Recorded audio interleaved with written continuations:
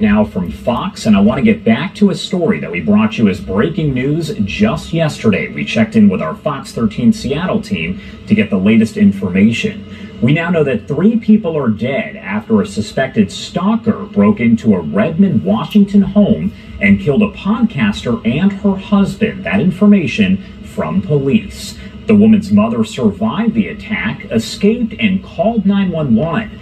The shooting happening at a home on 166th Street Northeast and Northeast 89th Street, if you are familiar with the area, on Friday morning, very early, about 2 a.m. According to Redmond police, officers responded after a woman called 911 at a neighbor's home to report a stalking situation. When officers arrived at the scene, they found a 35-year-old man who lived at the home in the front yard, and he had been fatally shot in the chest. When officers entered that home, they found the man's 33-year-old wife and that suspected stalker both dead after being shot. I do want to play for you our Fox 13 Seattle team's latest story that breaks down the information we have so far. In the first homicide in the city of Redmond since 2021, a crazed stalker obsessed with a woman killed her and her husband before turning the gun on himself. This is the absolute worst outcome, for a stalking case. Police Chief Darrell Lowe says this man, 38-year-old Ramin from Texas, is the suspect. He came to the neighborhood in this red truck Tuesday overnight. The suspect broke into the home via a bedroom window, that bedroom being the mother's.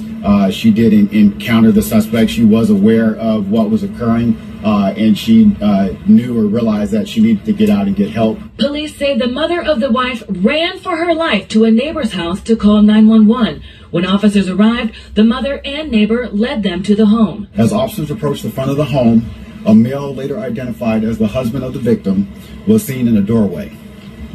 As officers tried to communicate with him, he collapsed and became unresponsive.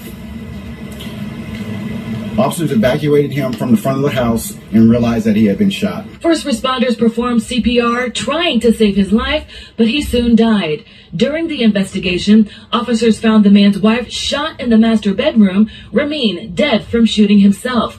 The petition for protection order, filed on March 3rd, says Ramin would leave the woman voicemails more than 10 times a week, sending gifts and flowers to her home, even saying he hired a jazz band to play outside her house for 2 hours, but then called it off.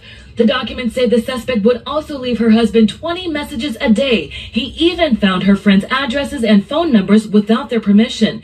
Chief Lowe says a restraining order was officially filed with the city's prosecuting attorney's office, with a hearing scheduled for March 17th. The restraining order is simply a piece of paper that allows officers to take enforcement action should a suspect violate the court order, but a piece of paper does not protect a person when someone is intent on causing them harm. Chief Lowe says it was challenging serving the order to Ramin because he was a long-haul truck driver, always traveling the country for work. It was difficult to, pin him down to a location. It wasn't as though he was local and we had a local address to where we could either do surveillance or find him, serve the protective order, etc. He was in a different state, traveled across the country as part of his employment, so that was the biggest challenge. Chief Lowe says the woman and her family worked very closely with detectives since becoming aware of the crazed stalking situation in December 2022, even adding extra surveillance cameras to the home. In this case, the victim did everything that they possibly could.